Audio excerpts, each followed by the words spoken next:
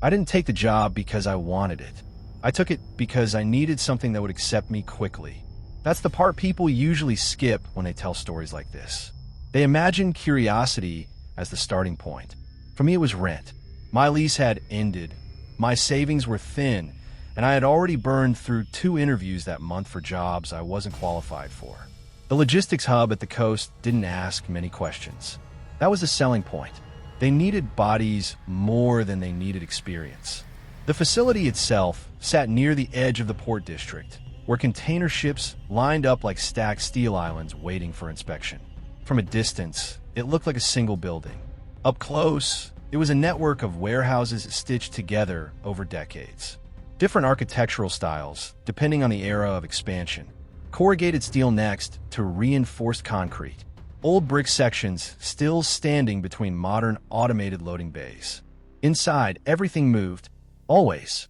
Conveyor systems ran continuously through the entire structure, carrying parcels from intake to sorting to dispatch in an endless mechanical rhythm. It was loud in a controlled way, not chaotic, purposeful.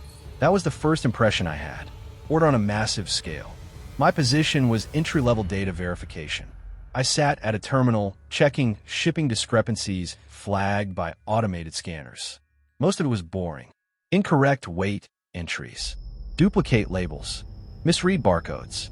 The system was old in some places, over-automated in others, and constantly compensating for its own inconsistencies. Training lasted 3 days. On the final morning, HR gave each of us a small folded sheet of paper. No explanation, no context, just a single sentence printed in plain black font. Do not acknowledge package 0 under any circumstances. I remember reading it twice, then looking around the room. Nobody else reacted. That was the strange part. Not that the warning existed, but that it was delivered like it was normal. Like it was part of payroll paperwork or tax documentation. I asked the trainer what it meant. She didn't look up from her clipboard. That's not relevant to your department. That was the first pattern I noticed. Not avoidance. Precision avoidance. A very specific refusal to elaborate. When I pressed further, she repeated the same sentence, word for word, as if it had been rehearsed. That's not relevant to your department. No variation. No emotion. Just closure. I kept the paper. Most people didn't. Some threw it away before leaving the building. I folded mine and put it in my wallet. A week into the job, I started seeing inconsistencies. Small ones at first. A shipment would appear in the system as received, but the physical bay number it was assigned to would be empty. When I asked about it, my supervisor told me the system sometimes pre-allocates space for incoming cargo that gets rerouted. That sounded reasonable, except the tracking logs didn't show rerouting. They showed disappearance, not delays. Not redirection. Absence. A container marked as arriving at 2:14 would simply stop existing in the system at 2:15. No error code. No status change. Just removal. I started keeping my own notes again. A habit I thought I had learned to avoid. But this felt different from the earlier job. More structured. Less ambiguous. I wrote down container IDs. Bay numbers. Timestamps. Everything I could cross-check later. After 2 weeks, I noticed something worse than missing shipments. Repeated absence patterns. Certain identifiers never resolved. Ever. Not delayed. Not rerouted. Just perpetually marked as pending arrival, even after weeks had passed. When I escalated it, IT told me those entries were system artifacts. Ghost logs, they called them. Temporary indexing errors that would resolve during overnight reconciliation cycles. They didn't. I checked every morning. Same entries, same status, always waiting, never arriving. That's when I first saw it. Not directly, indirectly. It happened during a late shift around 3:40 a.m.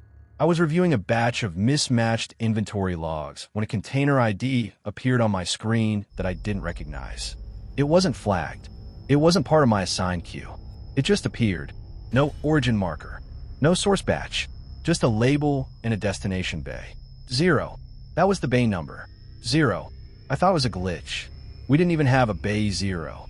Floor numbering started at 1. I checked the facility map. Nothing. No designation. No physical reference. But the system insisted it existed. And more importantly, The system treated it like a priority routing point. I tried to trace it. Every attempt to pull metadata returned a blank response. Not an error. Blank. As if the request had been answered by something that refused to acknowledge the question existed. The next morning, I asked a senior technician about Bay Zero. He didn't answer immediately. He looked at my screen for a long time. Long enough that it became uncomfortable. Then he said something I didn't expect. Don't say that out loud. Not, we don't use that. Not, that doesn't exist. Just that. Don't say that out loud. And then he closed my ticket without explanation. That night, I noticed something else. My access logs have been altered. The search I made for Bay Zero was gone.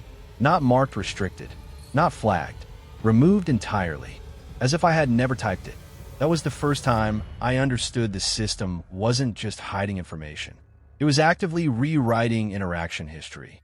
And I was inside its correction range. The next escalation happened gradually. Packages started appearing in physical space that did not exist in digital records.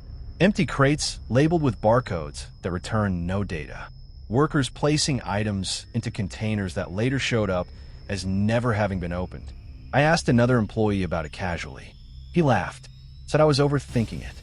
Then, mid-sentence, he stopped, looked at me strangely, and said, "You're new enough that you still notice things."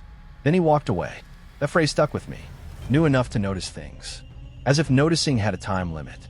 Around the same period, I began noticing the same printed warning being handled differently across departments. Always the same sentence.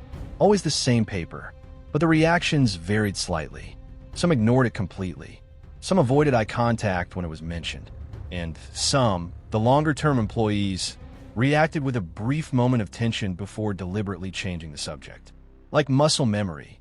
Like a reflex. Eventually, I asked someone directly what happens if you acknowledge package zero. The response was immediate. Not verbal. Behavioral. The person stopped speaking mid-sentence, placed their badge face down on the desk, and left the room without another word. That was the closest thing to an answer I ever received. Everything escalated after that. System errors increased. More shipments disappeared in unresolved states. Entire pallets were logged, tracked, and then erased from all internal databases within minutes of arrival. And then I started seeing the phrase in places it shouldn't have been.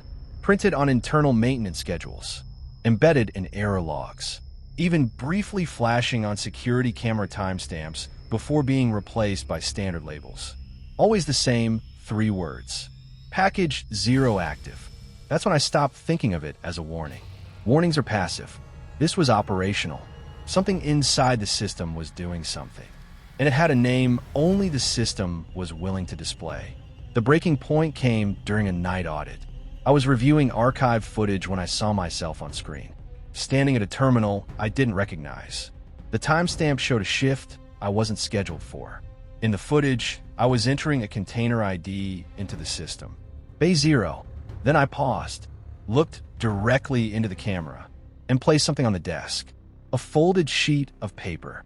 The same warning. The footage ended there. But I had no memory of that shift. None. The system, however, had a full record of it, including a completed performance review attached to my name. Signed. Approved. Filed. That was the moment I stopped being able to trust any distinction between missing time and assigned time. Because the system didn't treat me as missing. It treated me as processed. The final discovery came when I tried to export all records tied to my employee ID. The system responded immediately, not with denial, with classification. A single line. Reassignment in progress. Package zero designation. I didn't finish reading the rest, because my terminal logged me out automatically. And when I tried to log back in, my credentials were no longer valid. Not disabled. Not expired. Invalid. As if I had never been entered correctly in the first place. I left the facility that night. Or I think I did. The drive home is mostly missing. I have fragments. Streetlights. The sound of tires over wet asphalt. My hands on the wheel longer than I remember holding them. When I arrived at my apartment, there was already a printed notice on my door. No envelope. Just tape. 1 sentence. Please report to Bay Zero for reassignment. I never went back to the facility.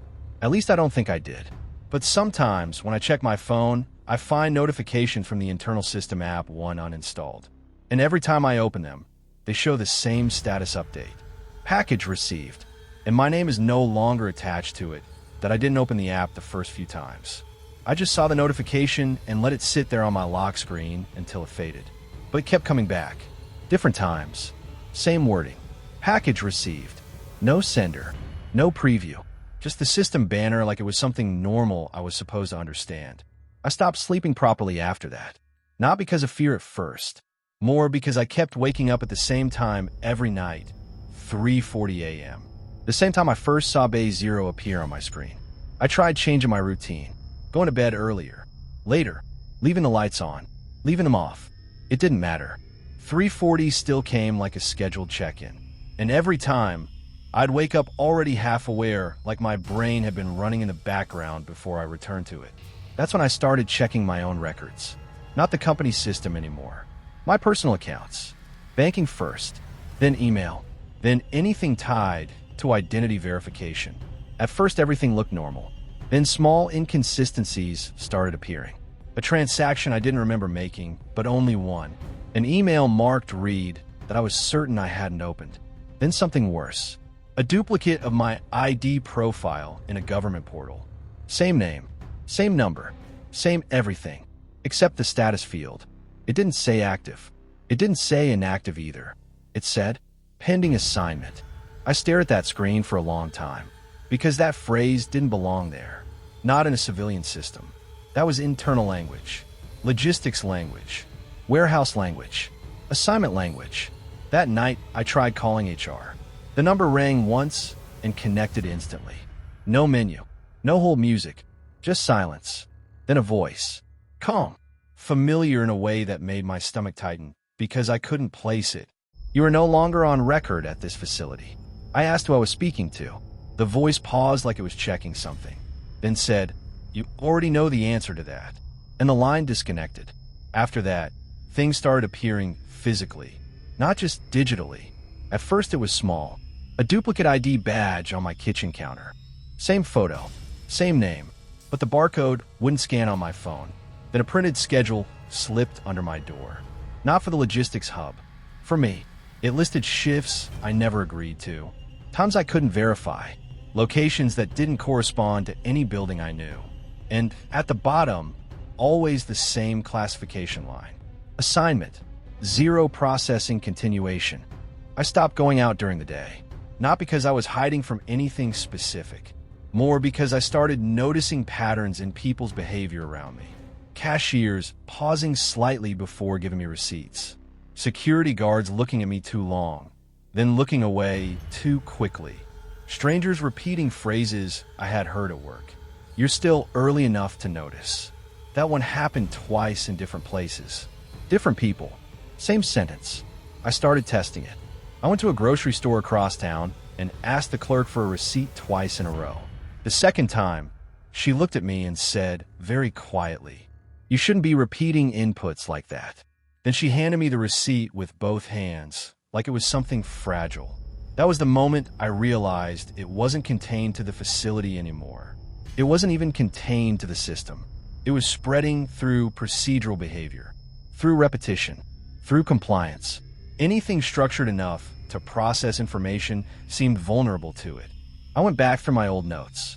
Everything I had written about missing shipments, Bay Zero, Package 0. Half of it was gone. Not deleted, just absent. Entire pages missing from my notebook. My handwriting cutting off mid-sentence like I had stopped writing without realizing it. And the worst part was I couldn't remember what had been on those pages.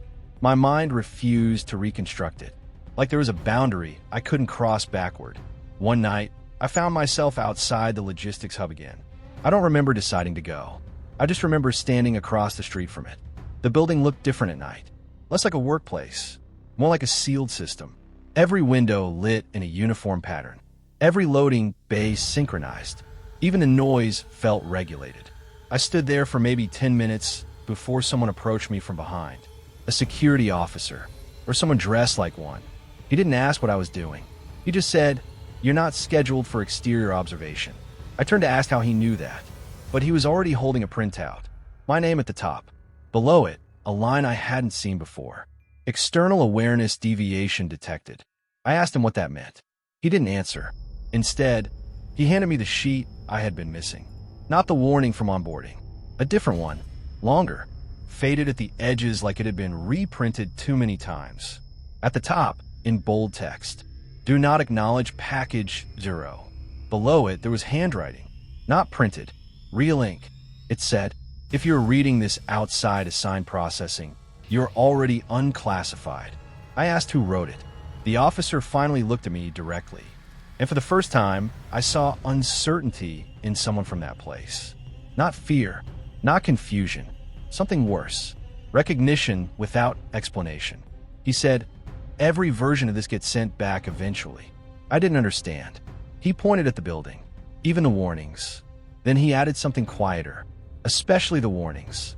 And then he walked away before I could ask anything else.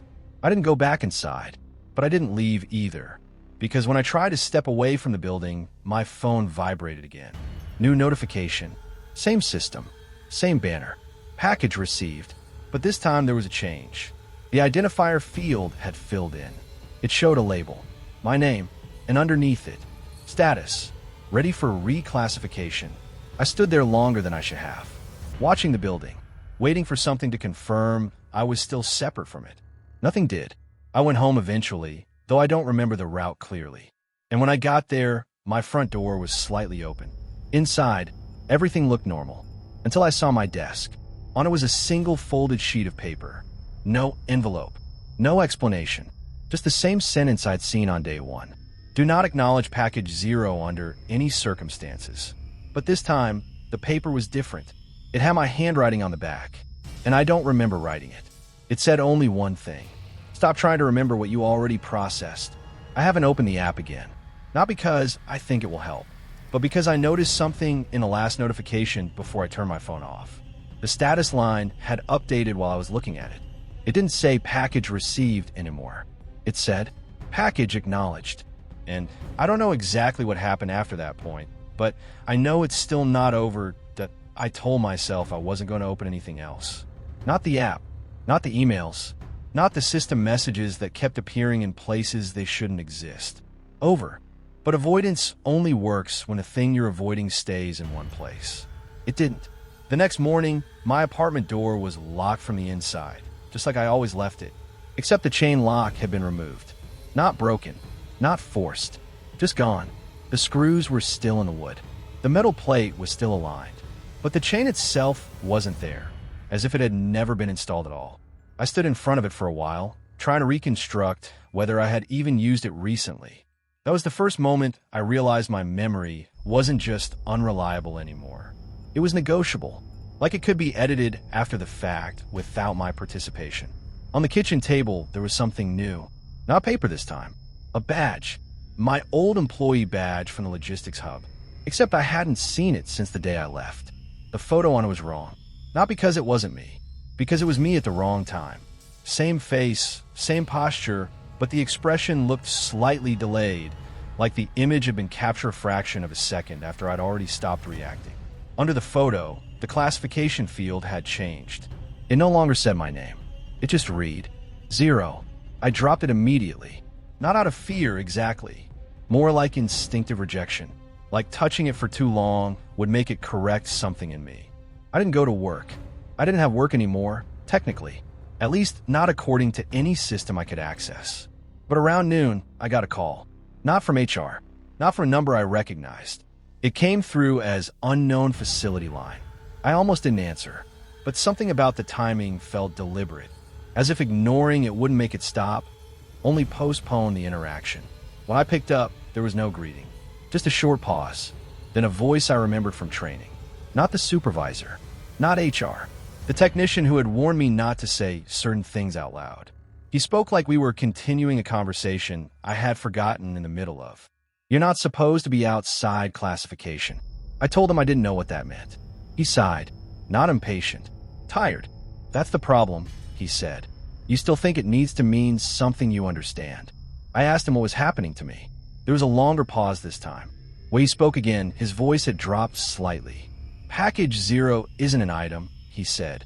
It's what happens when the system can't decide what something is supposed to be anymore. I remember sitting down without realizing it, because that sentence didn't feel like information. It felt like confirmation of something already underway.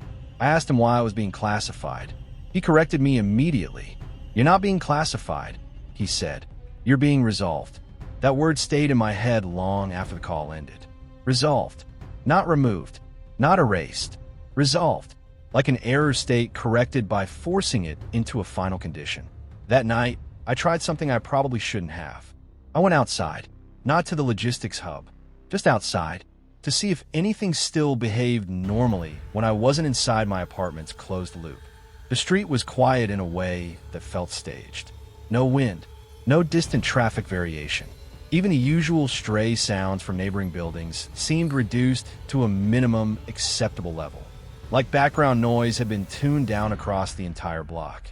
I walked toward the nearest convenience store. It was open, lights on, shelves stocked, clerk behind the counter scrolling on his phone. Everything normal at a glance. Until I entered. The clerk looked up immediately. Not surprised, not interested, just aware. He didn't greet me. Instead, he said, "You're out of sequence." I stopped walking. He repeated it, softer this time. "You're out of sequence." I asked him what he meant. He pointed behind me, at the door. Through the glass, I could see the street I had just walked down. But something was wrong with it. Not visibly altered in structure, but in timing. People were moving slightly out of sync. A pedestrian stepping into a motion they hadn't yet started. A car rolling forward without the implied acceleration preceding it. Like reality was replaying itself incorrectly in fragments. I turned back to the clerk. He looked almost apologetic. "You're overlapping," he said. "You shouldn't be visible in two states at once." I told him I didn't understand. He nodded like that was expected. Then he said something I wasn't prepared for. "No one does it first. That's why the warning exists." That was the first time someone had connected the sentence to me directly, without hesitation. I asked him what warning he meant. He reached under the counter and placed something on top. A folded sheet of paper. Same size, same shape, same sentence, but older, faded, handled too many times. "Do not acknowledge package 0 under any circumstances." I told him I'd seen it before. He nodded, then said, "Everyone sees it before they stop being able to explain it." I asked him what happens after that. He looked at me for a long moment, then said, "They become part of handling." I didn't ask what handling meant, because I already knew I wasn't going to like the answer. When I left the store, the street had corrected itself. Or maybe I had. It's hard to tell which direction the change went. But the inconsistency was gone. Everything was back in place, except for one detail. A man standing across the road, watching me. He wasn't doing anything unusual, just standing. But I recognized him immediately. Not personally, structurally. He looked like me in the logistics footage. The version of me that had been sitting at a terminal I didn't remember using. He raised his hand slightly. Not a wave. More like acknowledgement of confirmation. Then he turned and walked away. I didn't follow him, because I realized something important in that moment. I wasn't being pursued. I was being referenced, like a file opened in multiple locations at once. When I got back to my apartment, my front door was closed again, chain reattached, perfectly aligned, as if nothing had ever been removed.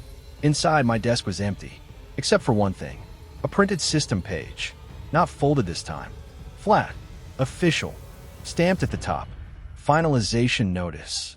Underneath, a single line, package acknowledged successfully, proceeding with integration. And below that, a field labeled, assign location. It was filled in, not with an address, not with coordinates, with something simpler, anywhere accessed. That's when I understood the direction this was going. It wasn't relocating me. It was defining me as transferable, something that could exist wherever the system needed it to be unresolved. My phone lit up one last time while I was reading it. No notification sound, just the screen turning on by itself. The message was short.